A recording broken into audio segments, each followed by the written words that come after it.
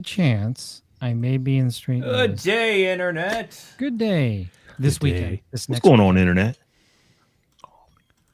I don't think Hey, I Internet. remember. Hello, Internet. How is St. Louis doing? Good.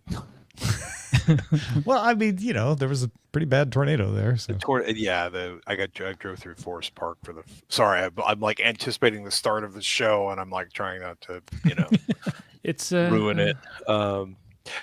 It is amazing how many trees went down in Forest Park. Yeah. The Forest Park Forever group that kind of runs the park is actually not as upset as I thought they would be, because most of them were a particular strain of oak that grows fast, dies young, and doesn't leave much of a root ball. So, Oh yeah, they call that it's the like- Jim Morrison oak. I was going to say I was about to say the James Dean. Yeah. James Dean oaks. Yeah, Yeah, there's a yeah. few different Writers abound. subgenuses there. Yeah, pick your favorite, death thing around 33. Jimi Hendrix oak, the Janis the Joplin. older, more solid ones are called the Carol Channing variant. I'll get. Hey, Patrick, if I end up out there, I'll get your number from Tom. Tom has. I mean, your number, I know right? we're on the live stream, and I could just tell it to you now. Please don't. Please don't. That would be funny. I'm sure that all the phone calls would be lovely, but I'm sure they would. But A lot would be having given asking- my phone number out on CNET on video, I mean, I I will still spare you remember. from that. You'll get a lot of calls for computer. When my computer when my calls. phone number got published in a CNET video by mistake, all the calls were, "Hey Tom, I don't know if you know, but your phone number was published in this video by mistake." Thanks, man. My Next time, phone text number, me. my last landline, my second to last landline, my first phone number in San Francisco I was publicly listed, and people would like look me up back in the screensavers days. I got a couple of phone calls. My two favorite was somebody wanted me to do tech support for them at like yeah, right. 2 a.m, and my second favorite one was like 7:00 on a Tuesday. This kid calls up and he's like, "Is this Patrick Norton?" I'm like, "Yeah, how can I help you?" He's like, "Are you the Patrick Norton?" "I am a Patrick Norton." They're like, "Prove it." It And I'm depends like, on which one you're looking for. yeah, it's like, how do you want me to do that? He's like, say Just something start spouting technical. out hardware. Yeah. I think Excuse. it was interesting because I never had that issue, even though I think Han Choi might have done it by accident on Fresh Gear because he was showing off a phone.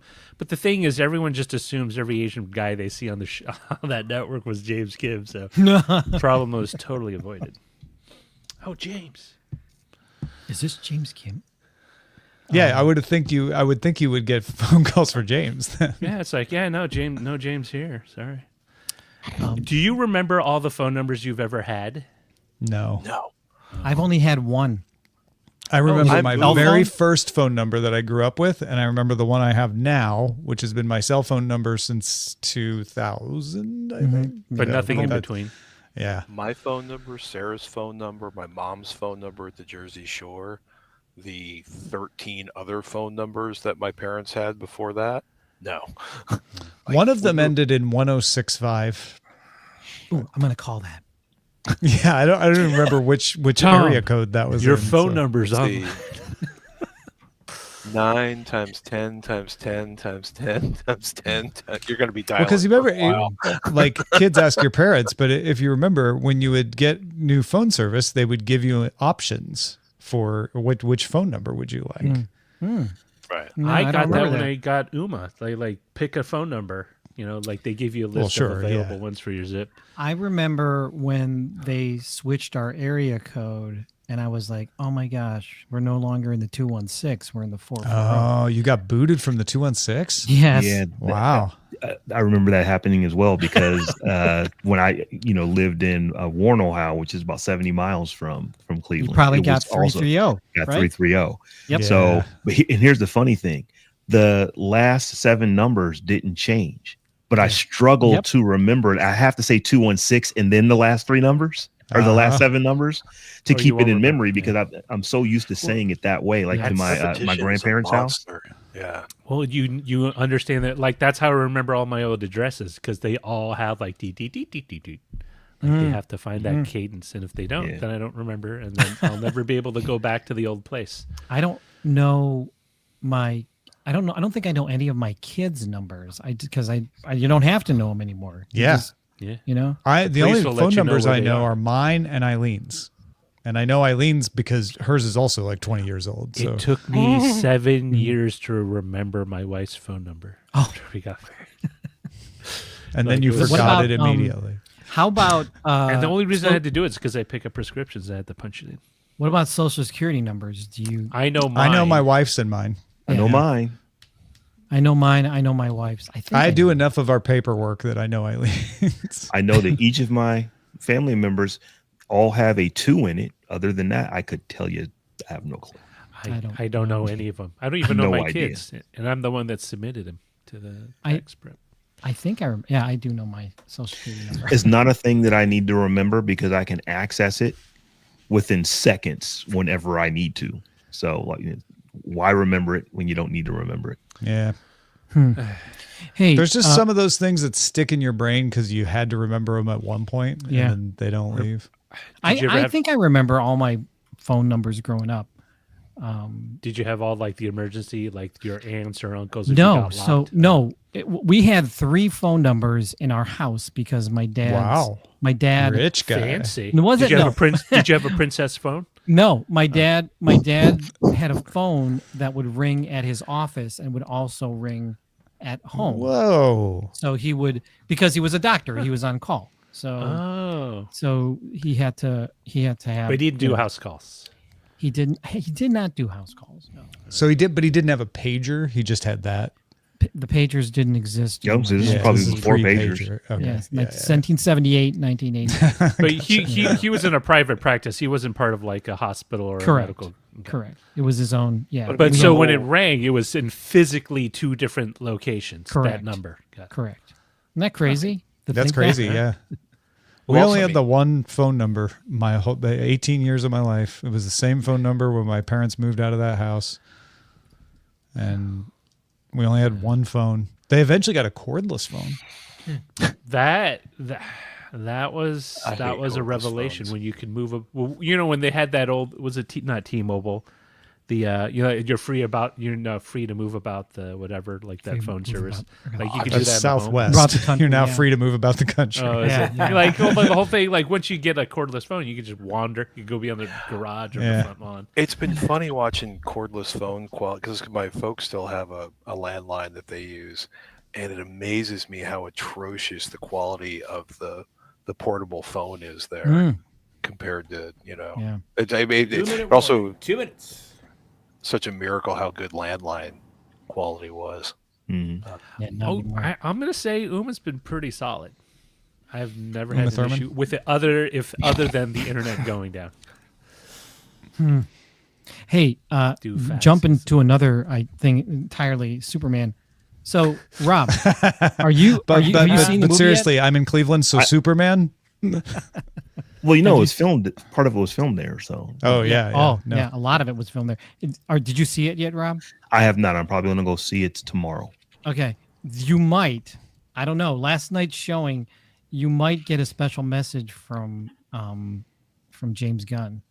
Oh, yeah? Like before the movie started, Uh-huh. there was a message directly to Cleveland and Cincinnati. I don't know if it's all Ohio, but he was like, "I'm sorry I can't be there with you guys, but thank you so much for everything and making that's this nice. movie." Yeah, it was really cool. Like a thanks to Cleveland for letting me stop all your traffic and shut down the That- streets. And And also, Superman's from Cleveland, all that stuff, right? yeah, I see you, Len. Did he say something like that? Like he's like, Did your son make the cut? Yes, As he a- is. Yeah, that's awesome. I know he was in the trailer, but we're all like, No, we were freaking out. It was like Yeah. it literally was that like I was Leonardo DiCaprio in Once Upon in Hollywood.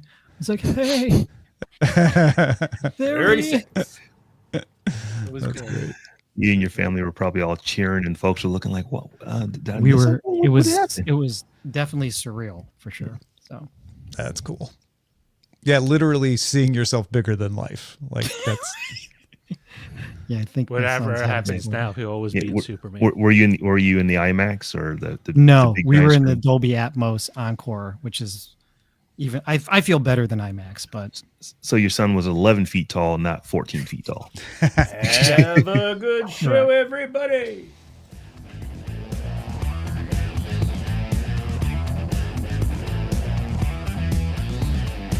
Good day, Internet. This is DTNS Live for Friday, July 11th, 2025 from Studio 7 in Los Angeles. I'm Tom Merritt.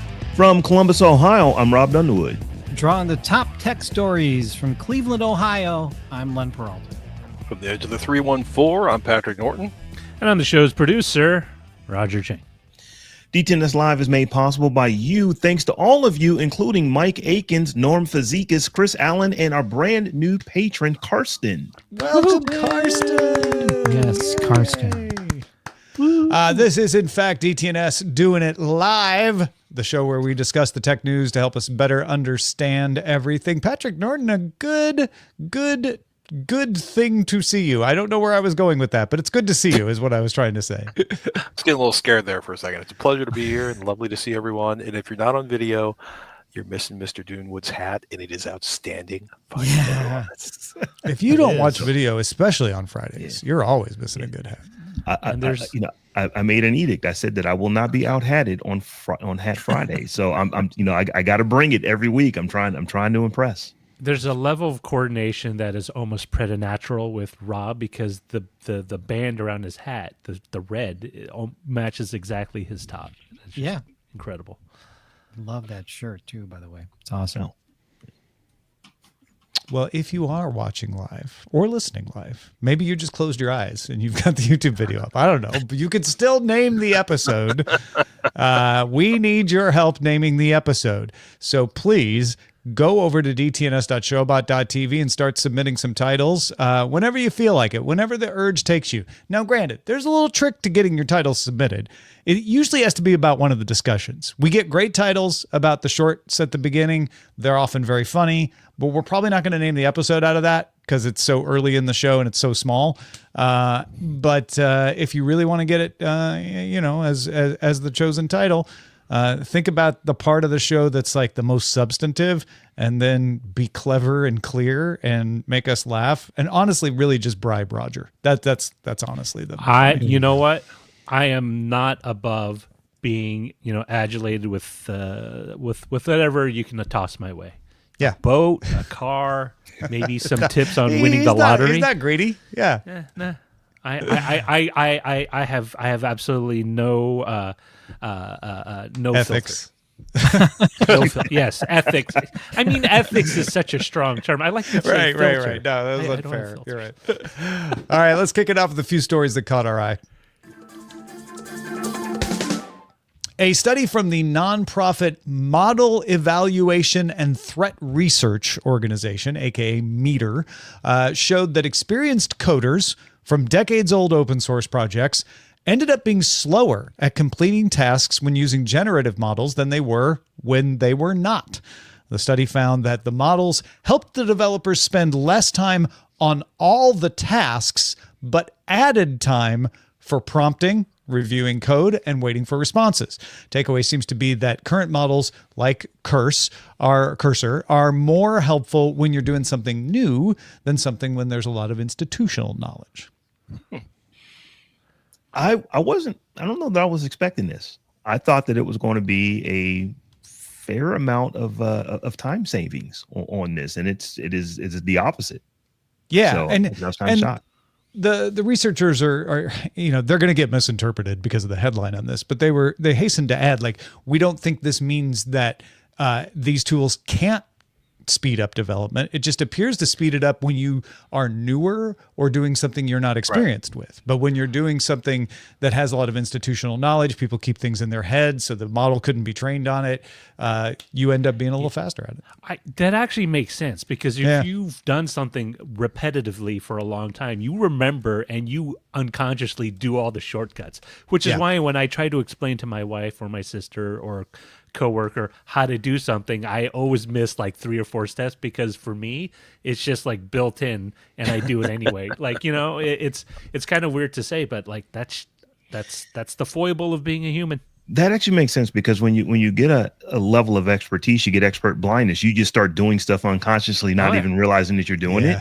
you're very effective at it, but because you've done it so many times, you don't even think about it. So I guess that makes sense. And they still found that the tools sped up the amount of time they spent coding for these folks. It's just that they added all this other code review and things, and the people were so fast that weren't using the tools that it ended up balancing out. Security researchers accessed personal information of 64 million McDonald's job applicants through a vulnerability in their AI hiring chatbot, McHire, supplied by Paradox.ai. Ian Carroll and Sam Curry discovered that they could log in with the default username and the password 123456. We are not making this up. This is the absolute truth. And they could access internal APIs exposing past conversations. Exposed data included names, emails, addresses, and phone numbers. Paradox.ai resolved the issues promptly, stating no data was leaked online. Well, good luck for that. Now, I have to be honest here. I would not have guessed 123456 first. I would have guessed it second. So there would have been maybe a second or two that would have kept me out of the system, because I always go with the password first, then 123456. So, how does this happen? McDonald's is one of the biggest, one of the biggest real estate companies in the world, is definitely one of the biggest, food companies in the world. How is the security so lax that they just left the stuff? Well, it's Paradox AI that deserves the main. Doesn't matter. Yeah, McDonald's should have done some compliance. McDonald's should have done better than this. Yeah, for sure. But Paradox should never have allowed that to exist in the first place.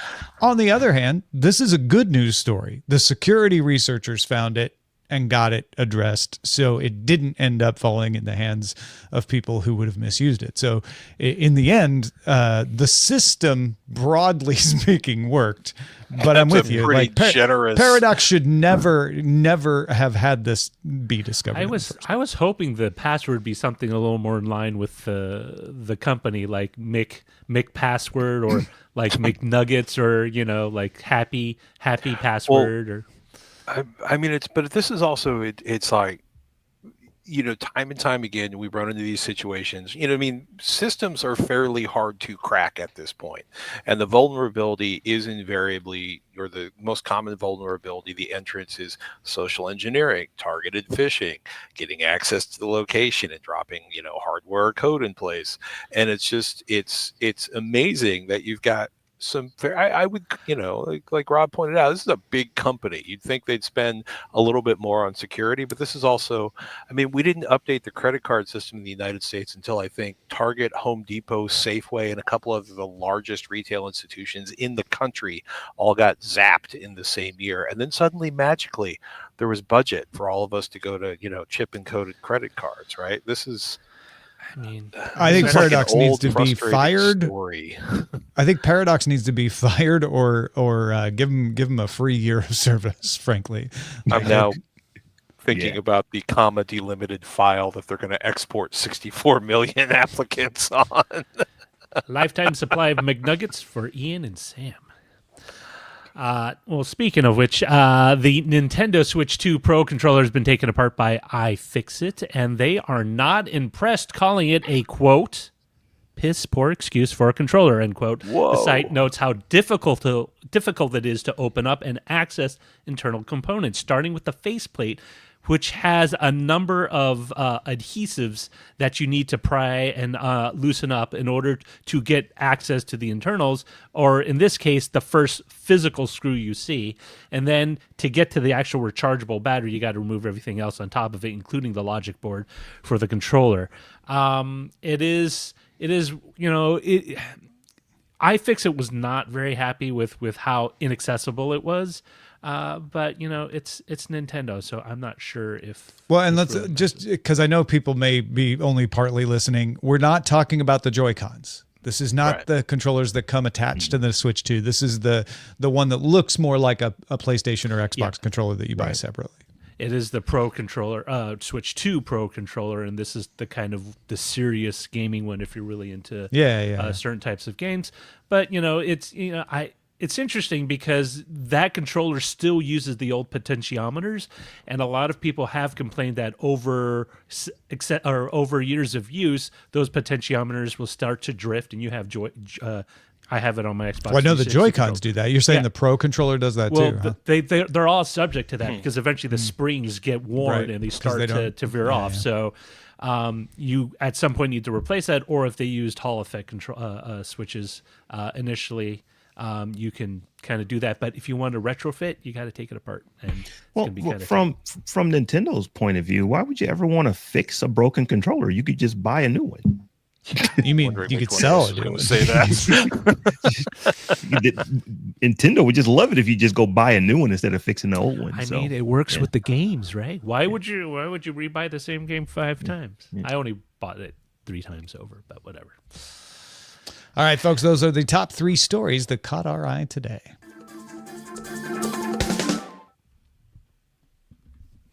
Belkin announced Thursday that it will end support for its Wemo smart home products and the app used to control them on January 31st, 2026. So they're giving you some time to figure out what you're going to do. If your product is still under warranty at that date, not now, but on January 31st, 2026, you could be eligible for a partial refund on it. There are some of these that can be configured to be used with Apple HomeKit, so you will need to do that if you haven't already. And there's a 4 of them that work over Threads. The affected devices were sold between August 2015 and November 2023. Belkin started backing away from using Matter as a home standard in 2023, and I guess it has decided to just not do anything at all. So instead of just backing away from Matter, it's backing away from making Wemo smart home. But this sucks because 2023 is only a couple of years old, and yes, there's a good number of these that are HomeKit. But the majority of them are not. I think it's like 4 of them are thread based, and then maybe 1, 2, 3, 4, 5, 6, 8 of them are HomeKit, and a good couple of dozen are not. So if you have one of the couple of dozen, you're out of luck. Maybe you can get a partial refund, maybe you can't, depending on when you bought it, and then you've got a brick that you just need to replace. Yeah, this does not make me feel good about buying stuff for your house, because we tend to keep these types of devices around for years. Oh yeah, And I've got some LifeX bulbs I've had for 15 years now. Yeah, so you buy something in 2023, 2022, 21, you expect that that's going to continue to be supported and work for some time. Yeah. And to get 2.5 years notice on it, that does not make me feel good about companies like Belkin. And Belkin is a big name company. It's not some fly by night company that no one's ever heard of. Sure. This is a company that has been building stuff for decades. So you would think that of any company, a company like Belkin would not in support on stuff so quickly.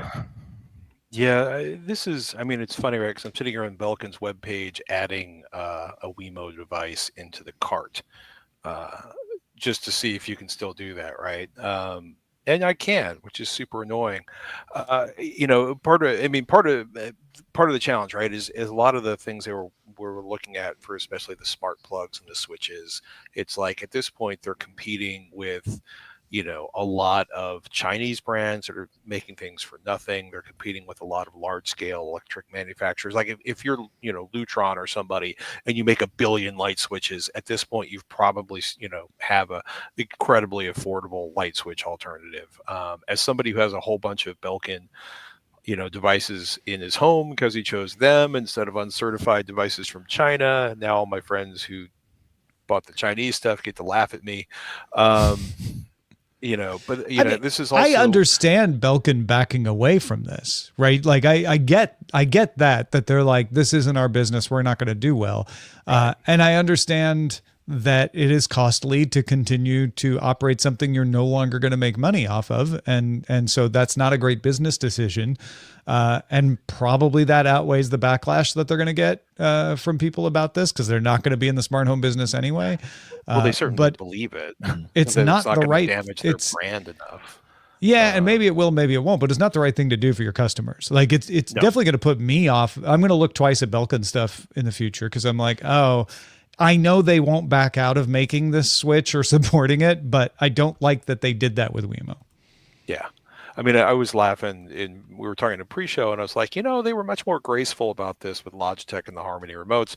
And then I discovered that they actually shut down all of the remote software and firmware on May 28th, 2025. So again, they gave it a lot of years, but it's been, I mean, I have some friends who did not want to spend the money for, say, a Control 4 or Crestron integration. That's just a lot of money, right, for most people. But they did, I have one friend, I think, is on his went through 3 different home automation systems that all died, were shut down, and then just started doing everything open source. And I'm kind of curious if, when Belkin's doing stuff like this with some of the other problems people have had, I mean, even the entire Matter group seems to be kind of a hot mess right now, although I'm excited to see IKEA moving in that area. And I'm very, very, very, very curious to see where all that's going to be, because so many people who came together to do Matter all seem to have kind of backed away a little bit. I wouldn't say they've backed away. I know that's the prevailing narrative, but it feels like Bluetooth to me, where it comes in fits and starts, and people are like, or USB, totally, right? Like, this happens in the early days of standards, and I haven't yet seen anything that made me go, ooh, that whole thing's going to fall apart.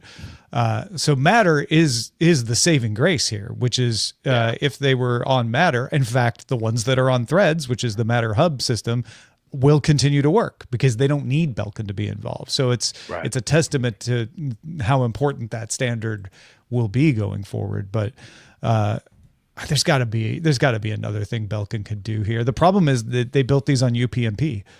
So they can't even just be like, oh, some other Zigbee hub can work with them, because they don't use that. I mean, ultimately, to me, this just reminds me of the dangers of getting on an orphan platform, and it's not really a platform, but just. But this Belkin. You would think that Belkin would be the orphan platform. I would have told people like, oh, go with Belkin. They're not going to go out of business, which they're not. But I would have thought TP-Link would have went sideways before before Belkin, like where you and it's not like Belkin's going sideways. It's just the smart home. This stuff that they're doing is going sideways or has gone sideways. But like, if you've invested in it, it is that's a major letdown. Yeah, this is not cool, Belkin. I don't like it. So let's do a story that we do like, because I bet there's a good chance that one of you is going to need your gallbladder removed. This is not a threat. Thanks, Tom. I'm just saying, not one of That's you a nice on the panel. I mean, have there. one of you listening or watching out there. And we have good news, because robots might be able to help. Rob, what's the story? So Johns Hopkins University researchers developed Surgical Robot Transformer Hierarchy, or SRTH, an autonomous surgical robot that performed a significant part of gallbladder removal in a lifelike patient without human intervention. Unlike previous systems, SRTH adapts to real-time and anatomical variations, makes on-the-fly decisions, and self-corrects. So basically, what they have done is they've created, the robots already existed. They've created a system to run the robot that, like ChatGPT, learns by, in this case, watching a set of complex videos. It was 17, task procedures that videos were shown for this of human surgeons actually doing this surgery. And they've achieved 100% accuracy with this system, even in unexpected scenarios. So it's pretty impressive. I always love to hear, particularly in the medical space, where where artificial intelligence is actually doing things that will give people significantly better outcomes. And this is one of those areas. It's like I wouldn't want to be necessarily patient 0 on this or patient 1. But once they know that this system is working, it's like we don't even think about it when we go to the eye doctor and we sit in front of a machine and that thing puffs air into our eye. It used to have to be a doctor doing that kind of stuff before. Now you just sit in front of a machine and it's not even a doctor running the machine. I don't know that we'll get there with gallbladder removal, but I do think that we'll get to a point to where it is just significantly safer, better results for patients when the robots can do the surgery, because they can do it so much more accurately than what a human ever could. I think that's a really, really good, way to go. And what I find incredibly awesome is that it can do it repetitively, right? If you're a human surgeon, at some point you're going to get physically fatigued, like, because even if you're laparoscopic, I mean, there's a lot of there's a lot of like, tense moments. Like the robot won't really have to go that. You just got to prep it again. Although I will say the whole idea of training it on videos reminds me of the Simpsons character, Dr. Nick Riviera, who trying to perform heart surgery on Homer Simpson, had to go to the library, watch a bunch of videotapes, and the last one was dubbed over by a reality show. So he wasn't unable to complete it. But he managed to do it. And so did this robot. So if you think about like all the futuristic looking shows that we watch when their surgeries happen, is never a human being doing it. It is always some type of robot with needles and pins. And it's amazing how accurate like Star Trek and Star Wars and movies got this stuff as far as how it would look. But that's where we're going. And if it gets you a better outcome, if it makes you heal faster, if it if you ultimately do better because of this, I'm all for this type of AI. I'm super curious to see how this plays out like long term, given the challenges they have getting doctors and nurses out, especially to rural facilities, or just having more availability to care above and beyond, like, here's first aid, drive towards St. Louis really fast, or we're calling a helicopter in. The interesting thing about this is it's voice controlled, right? So I imagine we could get to the point where the robot could just do the whole thing on its own. You just say gallbladder and it goes. But in this case, you still had a doctor guiding it. But to your point, Patrick, you could train more people to do that. Versus and now you have to actually know how to cut properly and suture properly and all of that. Whereas, another medical doctor may know the procedures without knowing how to do it themselves. But if they've got the robot, they're like, yeah, I know what to tell the robot to do next. And again, it would work in more places. Without the fatigue factor, you could possibly do more surgeries within the same amount of time that it used to take to do one. And thereby you would be able to process more patients, because then, you wouldn't pretty have soon the hospitals are trying to get people to get their gallbladders out. I mean, we can handle more of them. Get them in here. I mean, the holy grail. We got a table open in 6. I mean, heaven forbid it ever get as gauche as this, where going to get some minor surgeries, like going to a Jiffy Lube, where you just get on the rack and it lifts you up, and then you're done, and the next patient. I mean, why heaven forbid? I kind of that could be great. It could lower the cost and lower the time, and even maybe the recovery time. I would be totally for it if it's like as good or even better than humans doing it. Yeah, why not? Well, if the surgical instruments are all attached to the robots, none of them are likely to be left behind in you. That's another big positive. Well, those or the sponges or the mesh or, extra suture.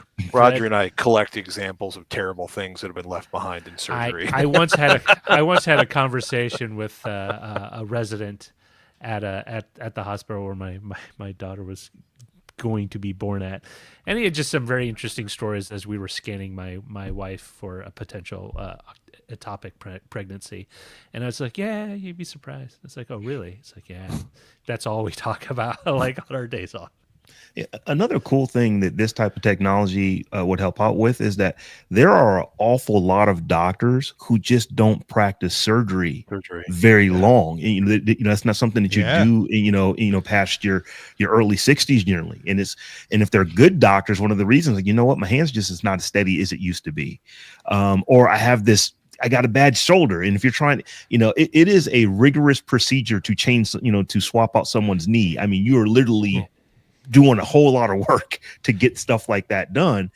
And, so it can be a physical job. So a lot of doctors that have the knowledge to do stuff, I'm retiring because I can no longer do that thing that I love to do. And this might actually extend some careers, and actually even help us with the dearth of doctors that we have right now, because folks who have the knowledge and know how to tell the machine and make sure the machine is doing the right thing can actually continue their careers, into older age. That's a great point. I mean, some of these surgeries are easily 2+ hours, and if you're standing most of the time and working with your hands, I could just see it being exhausting by the time you're done. Yeah. Well, if you have feedback about anything that gets brought up on the show, get in touch with us on our social networks. We are available, folks, at DTNS Show on X, Instagram, Threads, Blue Sky, and Mastodon. And if you want to find us on TikTok or YouTube, you can find us at Daily Tech News Show.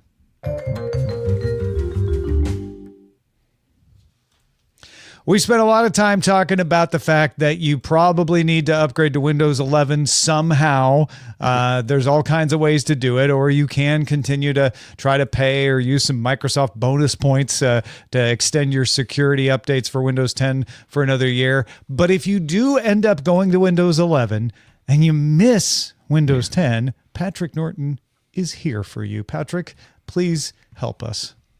Oh my goodness. Well, let's talk about a few of the basic things that have made massive changes inside of Windows 11 from Windows 10. And I will drop a little special lamentation for the loss of WordPad. Some of you out there are going, that's still in Windows? And I'm like, well, actually it's not, but let's talk about a couple other things first. One of the things you run into the first time you load Windows 11, and there's probably a lot of you that are already stuck with Windows 11 at this point, is the centered taskbar.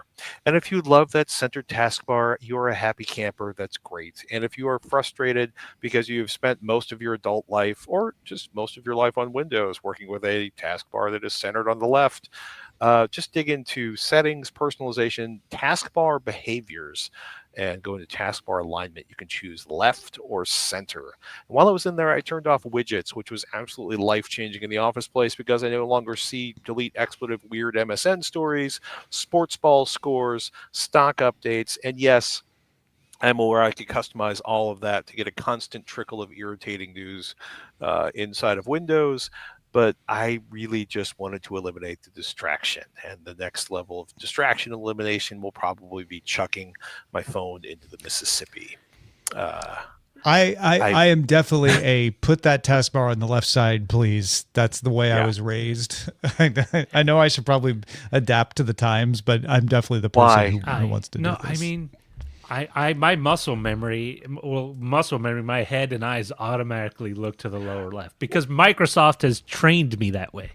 And then if you have a whole bunch of applications open, then they just sort of do. I feel it's more efficient. I will say your widget suggestion is on point because one of the most time-sucking things about Windows 11 is seeing a little red in the little notification bar, and you always think like, oh, something. Do I have to do a security update? Do I have to do? No, it's just whatever the latest news is that I don't care about, and it's just a huge distraction. And you can customize a whole bunch of stuff inside of there. I would also like to point out, by the way, if anybody remembers from so many years ago, Classic Shell, which we dealt with some of the earlier versions of Windows and their changes, Classic Shell is no longer maintained, but OpenShell has replaced that if you want to start experimenting with different, more exciting, more engaging. But it's just something to look at if you want to get over, into an older or a different shell inside of Windows. I think probably the most frustrating thing for me on a day-to-day basis, I right-click a lot. I deal with file searching a lot. One of the first things I figured out to do is in File Explorer is to kind of right-click group by none. It might just be me, but the whole time organization thing, like today, recently, the last month, 17 years ago, every third leap year was just infuriating. And I would also like to point out that if you find yourself doing this over and over inside of Windows, a lot of people use an open source app called WinSetView. That, and if I start quietly weeping, I apologize in advance, sets default folder views for everything in Windows, including, yes, turning off grouping everywhere if so desired.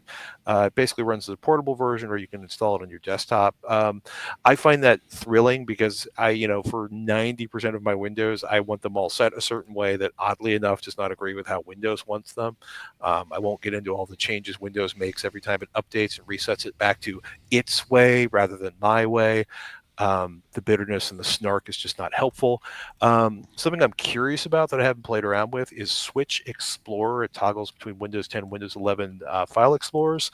And I'm also curious if anybody is out there using an alternative Windows file manager that they love. I'd love it if you hit me up on my Twitter if you're still there, or Blue Sky, and we'll talk about my Blue Sky address later in the show. Anybody notice the right-click menu changes? There's a whole bunch. They made it smaller and compact, and they have a bunch of inscrutable icons across the top. It's almost like they hired Google people to redesign their UX. Sorry, Roger. There's a I'm so used to right clicking and having that manage thing automatically, and you got to go through another menu, and it's obnoxious. Yeah. I hate it. So you can hold down the shift button and right click, or you can hack the registry. I've heard rumors that Chris Titus's Windows utility can do that, but I haven't tried it yet because I am refusing to run Windows 11 anything at home until the last possible minute in October because I'm a dork that way, and I don't want to cause anybody in my IT department a heart attack if I start loading even weirder software onto my computer than I normally do. And that kind of brings us to WordPad. And I might be the only person of the thousands upon thousands of people listening right now that use WordPad, but I lived in it. So did my youngest. I taught him to use it because it's small, it's simple, it's free, it's not overwhelming, it does basic desktop publishing. And until he started using Google Docs for school, that was pretty much all he worked in. So when they eliminated it from Windows 11, suddenly my child had, dozens upon dozens upon dozens of documents that Windows would no longer load, but would tell him, you can buy Word. It's just, and I was like, you know what? This turned out to be a wonderful opportunity to turn my son onto the world of open source. And, I got him LibreOffice, and that allows him, specifically LibreOffice Writer, because honestly, there was no way I was paying an annual fee so he can, use Word to open tiny lists and documents. And the rest of his life is pretty much on Google Docs. He could have imported those, RTF files into Google, but it just seemed easier for him to be able to run all this stuff locally than go through some traumatic life experience where he's trying to migrate to a new platform, because he'll get to do that later when he's older and more emotionally mature with any of a number of things in life. See anybody who is trying to get their contacts onto a new phone. I literally tried a dozen or so, streamlined alternatives to Word for dealing with RTF docs. I have a lot of friends that use Notepad++, which is great for coding. I'm one and of it will those. literally show you the formatting, like the complete RTF formatting for a WordPad file. It just won't let you actually read it as a WordPad file or as if it were in WordPad, which is fascinating looking at page source, but sucks if I want to do a list for the grocery store. In theory, Microsoft has squeaked at the edges that they are going to be bringing in more formatting and word processing RTF type options into Notepad, but that process is going to be very slow based on me having watched it since they finally disappeared WordPad, but we'll see how it goes. WordPad is one of the reasons that it took years for my father to upgrade to Windows 11. It took years to get him, dude, you keep asking me questions. I can't remember. I haven't used that operating system in 4 or 5 years now. It's like, well, son, I'm not upgrading. I'm not paying for Office. So it was a adventure to get him to start using Google Docs. I can imagine. And now he doesn't really complain about it as much anymore. But so his new PC, his new laptop has Windows 11, but all the other stuff is still running Windows 10. And he probably will never upgrade it if he can get away with that. Is he going to do the extended support? The extended Oh, heck no, he's not doing that. I am his extended support. Uh-huh.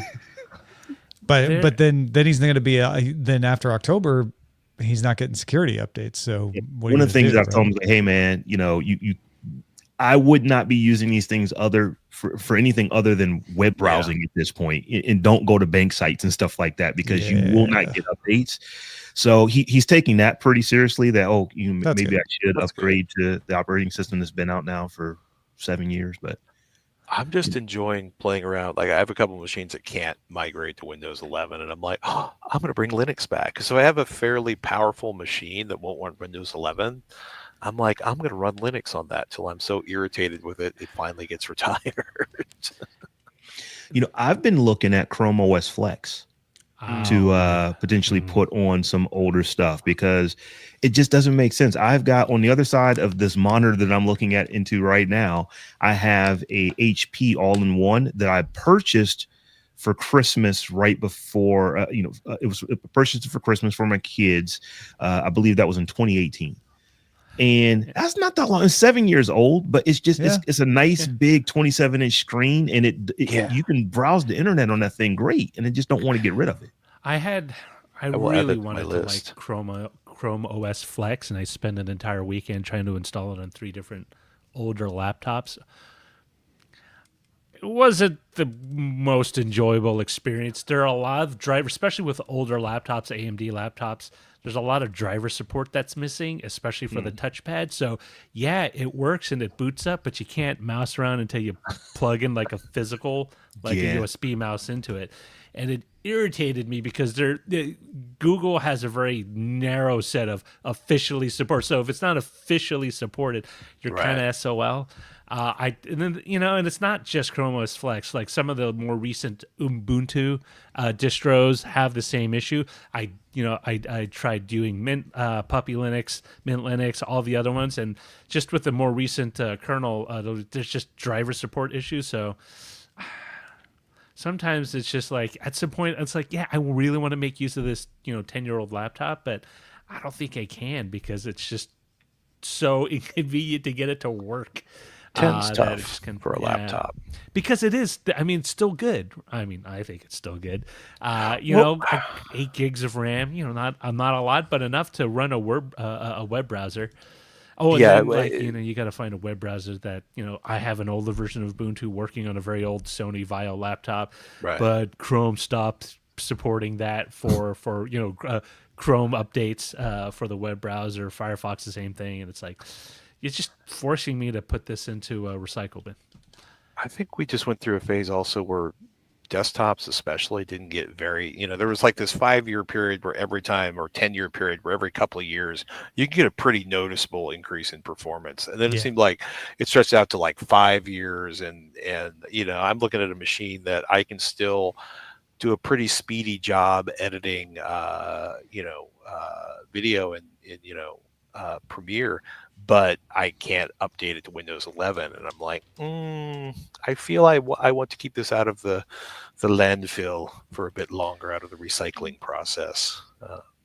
Yeah, my laptop's 5 years old. I realized that, and suddenly I was like, wait, I used to not keep a desktop computer more than like a year and a half. So it is tempting when the performance stays to be like, why would I get rid of this? So I totally get where you're coming from. I have a laptop from 2015 will run Windows 11 other than the fact that no TPM support. So yeah, you can work around it, but there's that whole security with the BitLock. It's just listen, I'm not Red Fox here in San Francisco where I'm trying to make, get every ounce of use out of something. But like, come on! This you're not far off. It works. Tom, your 5-year-old laptop, if you just closed, 20, 30, 40 Chrome tabs, you probably could get a heck of a It's like giving it a whole new life if I would do that. That is absolutely fair. Yeah. All right, folks. It is Friday, which means it is time to have a little fun with a quiz. And Roger has brought one themed on Samsung's announcement earlier this week. Yeah, so Samsung Unpacked happened this Wednesday. They showed off all their latest flagship phones as well as foldable phones, updates to them. But Samsung is a storied company with a rich history of all sorts of what? So I figured it'd be a fun mine to dig for little nuggets of trivia in this week's quiz. So this quiz is about questions about Samsung and its past. So if you guys are ready, let's begin. This is an easy one. I'm starting in the shallow end. What does the name Samsung mean in Korean? And I'm pretty sure Tom knows this off the bat. Well, Sam means 3, but the second word is actually Chinese, not Korean. And it was meant to evoke 3 stars, which would be Sampyeol in Korean, but they used the Chinese letter because it was named during Japanese occupation, so they were trying to be all aspirational. You want to deliver an apple with that that description? I thought you were going to say 3 Stooges. Oh no, yeah. And Sung can also mean anger, so maybe Stooges. Yeah. All right, so yeah, Tom gets it. He obviously. So what does it mean?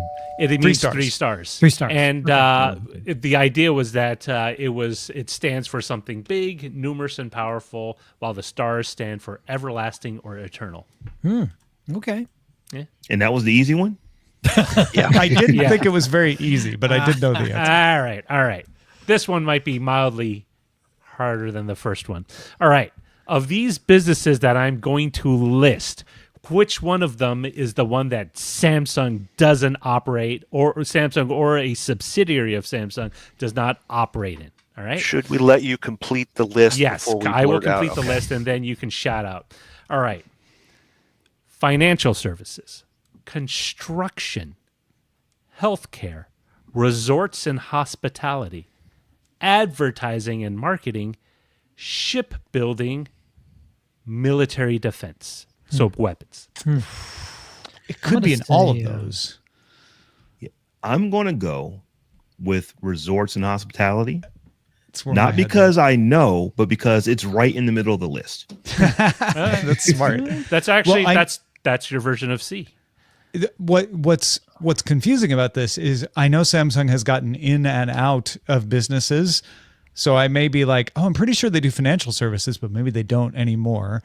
I know they've done construction, advertising, shipbuilding, military defense, but I don't remember if there's any Samsung resort and hospitality. That's all the Lotte world kind of side of things, and Shinsegae.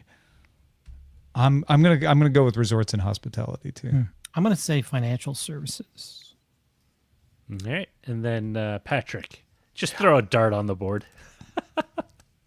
I know this is wrong, but I'll say construction. Oh, interesting. Well, it was a trick question because they operate in all of them. All of them. That was Oh. my next answer. They do Wow. all of them right now at some level. Either them or a subsidiary operates in each of those markets. So they do shipbuilding is one of the big things they do. Financial services, they do life insurance as well as standard insurance. In fact, it was one of the earliest businesses they got into that was part of their kind of conglomerate. So we mode. couldn't answer correctly. Got it. Well, you could. You could just say No, which one of these businesses doesn't Samsung or its subsidiaries operate in? So None there is needs to not be an a- option. E, none of the above. All right. It makes sense that they would do all of this. I mean, here Yeah. we think Samsung, we think phones and appliances, but the company is massive. They make literally everything. It is Those Chibo companies like Samsung are they're in everything. So I'm not shocked they're also in resorts and hospitality. I'm not aware of the brand name they operate under then, basically. But yeah, I'm not surprised that all of them are right. Because I couldn't look at one and go like, that one obviously is the one they're not in. Because part of me was like, I'm pretty sure I've heard of them being in resorts and hospitality, but I can't think of the brand. So. I will say it was very difficult to find something they weren't in. That I they even weren't did a in. search- Yeah. I That's even probably did why you a ended up search going on with that. theme parks, like not resort, but theme park, like a Disneyland or a Six Flags. Nope, they got something in there too, like a subsidiary. Everland is owned by Samsung. Oh, like it's just okay. like everything. Like I almost went to like, do they do hospice care or like That's something like else? really that's- old too. What is Everland's the- like 1976. What is the financial service thing? They do Samsung Insurance. Yeah. Wow, really? Yeah. Wow. In Korea, they do. Yeah. Yeah. Oh, okay. I mean, it's I don't it's think we could get it, but I mean, they if you were to imagine, Chable, but like a conglomerate, like, dystopian future, this is like the OCP of South Korea. Yeah.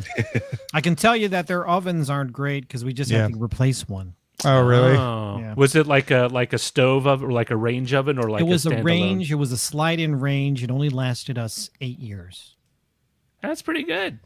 8 years. 8's not bad, but yeah, I've had longer. Yeah, So- I'd expect it to last a little Yeah. longer. so. I mean, I don't know. Like people say, like don't expect your fridge to last longer than 8 to 10 years, like before you need a new one. Mine Like I is had the same 22 fridge years the old. entire time we stayed at the same house. It's like, Well, Well, it's also, I mean, you're did overdue. Did your range have a bunch of computer stuff? Did it have a complicated display? Did it have No. Yeah. Actually, what happened is the control board went bad. Oh, so it did have a find a like a replacement? microprocessor Yeah. integrated circuit. Yeah, or something. pretty much all the modern ones do. Yeah. But, the other thing about this is you could have written this question about LG, Yeah. Right, or right. Sony, even though that's not GE. Korea. Sony less so. I did a comparison. Like those cables are like in everything. Like Sony's a way in financial services and construction too, though. I don't think But they're in almost all of every these, major but yeah. manufacturer at this point has a finance arm because they'd rather take the skim off the financing and keep it in house. That's what GMAC was for, was keeping Hyundai. GM afloat for decades. Hyundai has like a series of really, really good malls. Oh, Really? Yeah. auto malls. No, Hyundai Mall. not Oh, auto it's- malls, right? No, it's The all right. Hyundai Mall. Question 3: When Samsung entered the electronics business way back in 1969, what was their first product? Oh, I'm going to say a pocket calculator. I'm going to say a radio. Radio was going to pocket calculator. I'm with the two-way radio as well. Two-way radio. I'll go Oh, specifically. two-way radio. Two-way radio. I'm It was going a with the black and like. white I'm going to TV. listen to some tunes radio. Wait, Patrick said what? TV. TV. TV. TV. TV is correct. They No, made no. a black and white Very TV. They whoops, right there. They had that was their first TV. It was a black So and white set, 70s. and it was back when TVs weren't just a piece of electronic; it was a furniture. Furniture, yeah. What was the brand name of the TV? Was it Samsung or was it something else? I don't remember. It just said that was the very first TV that they manufactured as an electronics With an moved into enormous electronics. 19-inch screen, I would guess. Listen, it's not. You're not buying just this TV. You're buying something to put your mail on. I get you. when you get home. That's what that's There what was record players non-furniture used to look TVs like. back then too. Yeah, we had a Zenith that yeah, had the Zenith. record player and the Yeah. AM FM radio and the television. hi-fi, yeah, the Zenith. We had the same thing. Yep.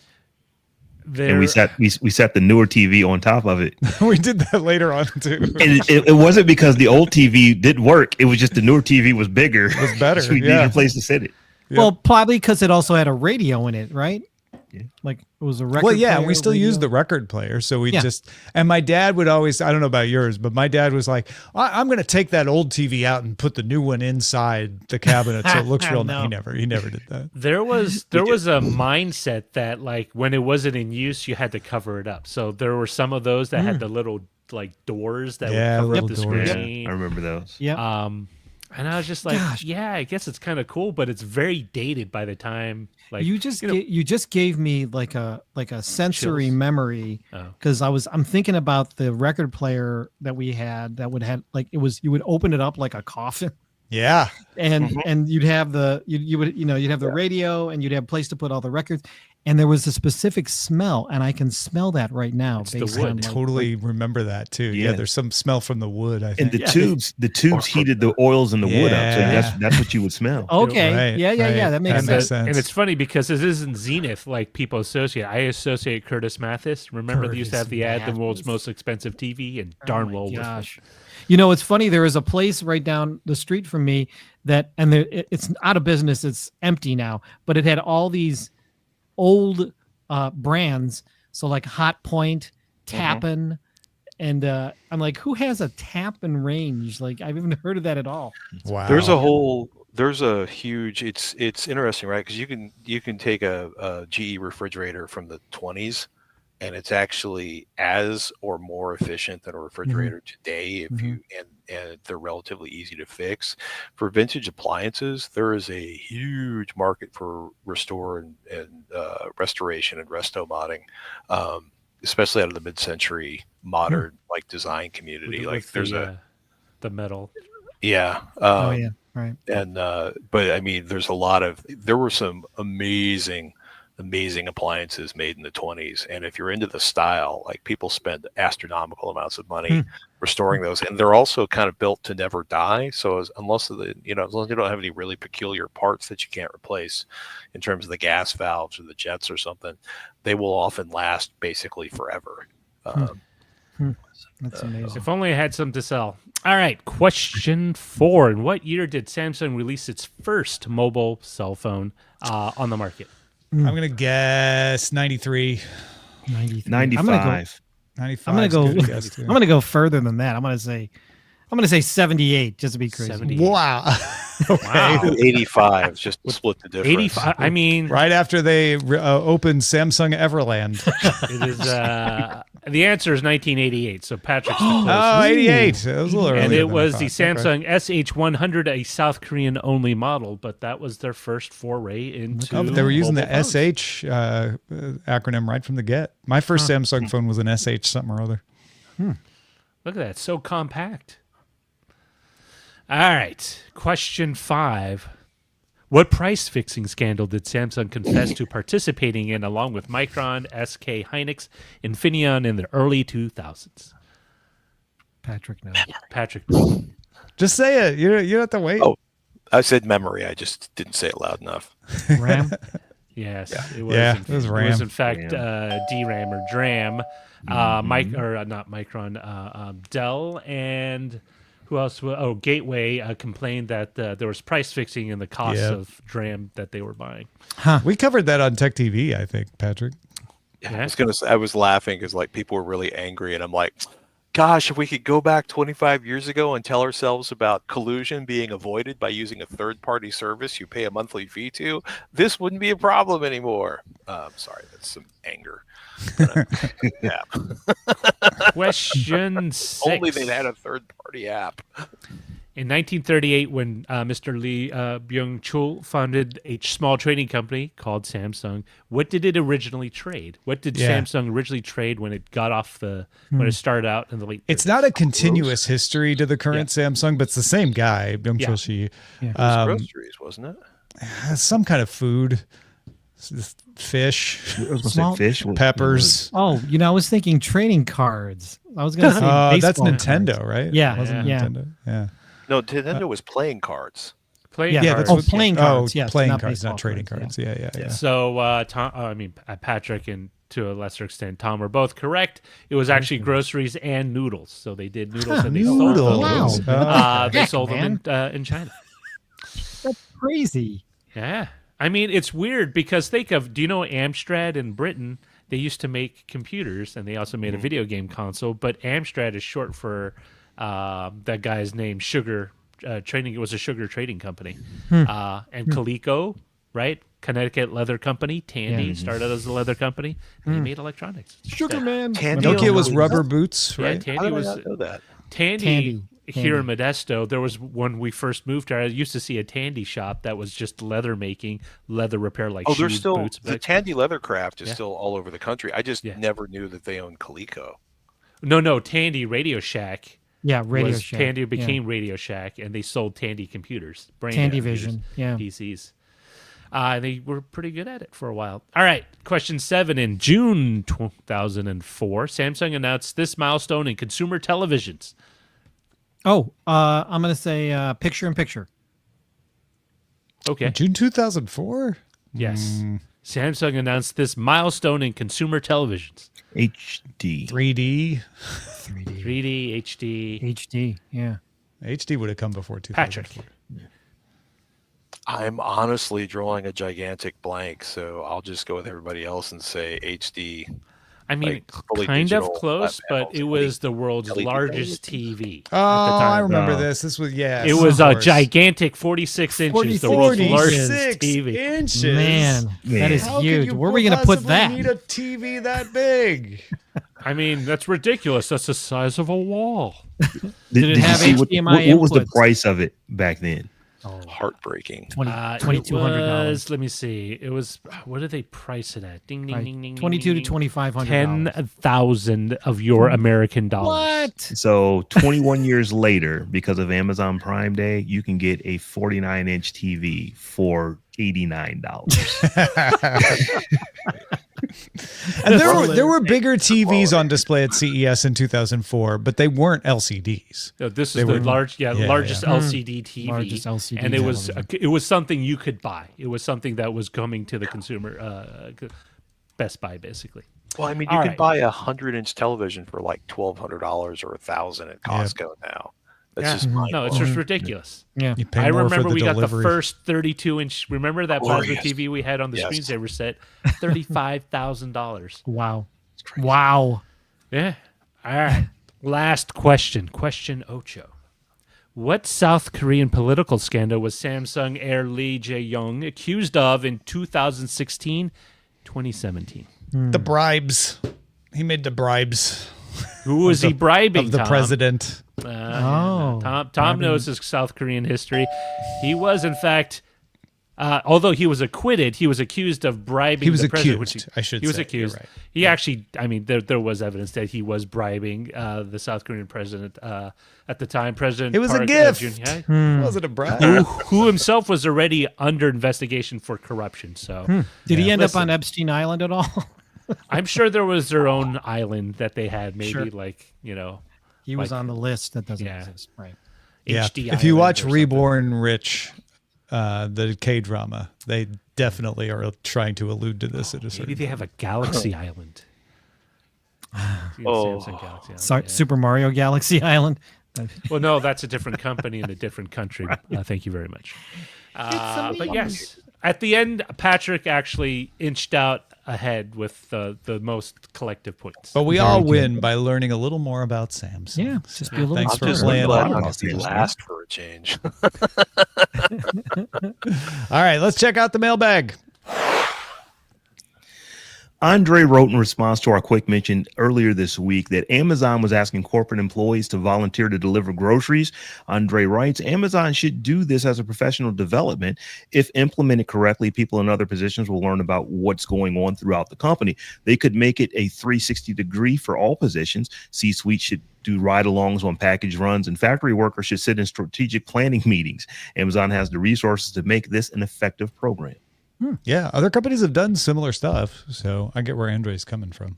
I don't think anybody in corporate wants to know too much about how they squeak the last penny out of their distribution chain, but that could be me being mean and cold-hearted. I think Andre's saying it would be good if they did, not Oh, I agree. do they want to. But to your point, there are companies where the C-suite executives do want to know that stuff, and it makes them better companies. When They call do. the show Undercover Boss. Exactly. Yeah. When you see the one on the Death out, Star? when the story about this first came out, I was like, volunteer. So you want me to go work for free? And then I realized, oh, they mean volunteer during your work day to actually go do it, which makes more sense. But I was it like, means you don't have to do in a this, warehouse for free. but if you want to, yeah. Remember, you can send in your comments, feedback at dailytechnewsshow.com. And of course, if you're a patron, comment on the Patreon posts on anything we post to Patreon, patreon.com/DTNS. Len Peralta has been illustrating today's show, which we always enjoy. Len, what have you drawn for us today? You know, I always go broad on my drawings, and this is the one I went with. It was the robots working on humans. They're better than humans, and here is a robot taking what looks like either his heart or something lung. I don't know what that is. We don't even know. Yeah. It's pulling him out, and it's very Scotty Young / Don Martin influence. If you're not watching the video, so if you're interested in this, you can go to my online store, lenperaltastore.com, and get it there, or go to my Patreon, patreon.com/Len. I also want to remind people that it is Superman weekend here in Cleveland. Of course, Superman was filmed here, and the Man of Steel was born here.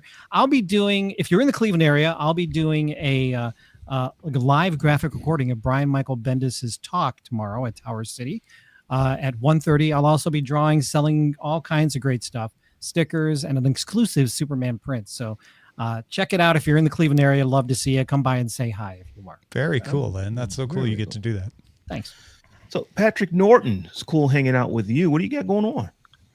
Well, I work and I'm raising children, and let's see. You can, I'm actually really curious about anybody out there with Windows 11 mods or tools or utilities that they love. Do me a favor, hit me on at Patrick Norton on the Twitters, x.com, or at patricknorton.bsky.social if you are on Blue Sky.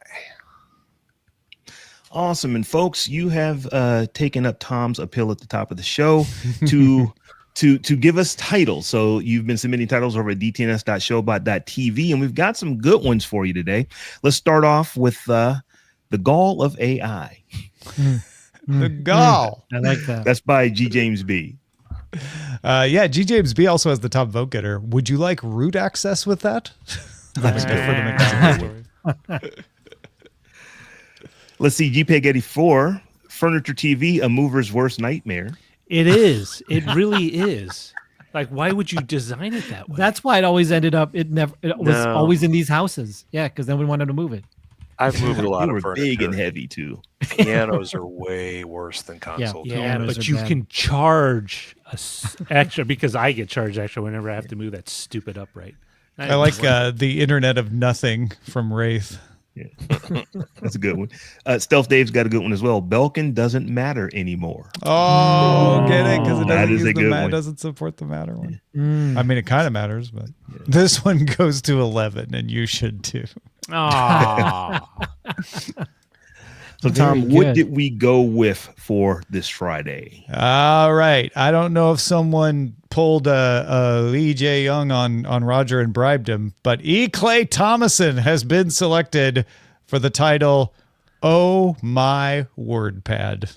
Nice. You gotta love it. You gotta That's a love good it. one. That is a good You one. love to see it. Thank you, E. Clay Thomason. Thanks to everybody who supports us in all the different places: LinkedIn, YouTube, Twitch. We got what do we got over here on Twitch? RapComp back for the second month. Says keep up the good work. Thanks for coming back, RapComp. Good to see you. DJ Fission cheered us with 357 bits. Good to see you, Craig.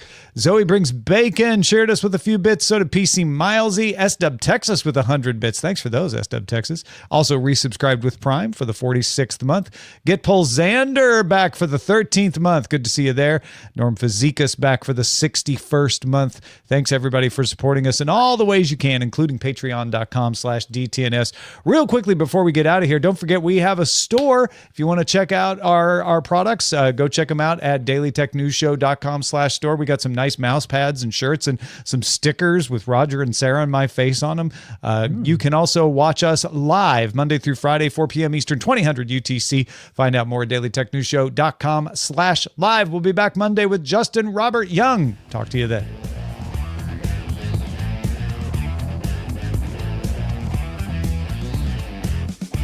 This week's episodes of Daily Tech News Show Live were created by the following people: producer and host Sarah Lane, host Tom Merritt, host Robb Dunewood, producer Roger Chang, video producer Joe Kuntz, producer at large Anthony Lemos, social media producer and moderator Zoe Dutterding, our mods Beatmaster W. Scottus1, BioCow, Captain Kipper, Steve Gaudarama, Paul Reese, Matthew J. Stevens, aka Gadget Virtuoso, and JD Galloway.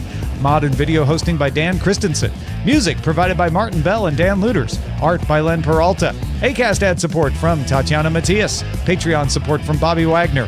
Contributors for this week's shows include Justin Robert Young, Jen Cutter, Scott Johnson, Patrick Norton, and thanks to all our patrons who make the show possible. This show is part of the Frog Pants Network. Get more at frogpants.com.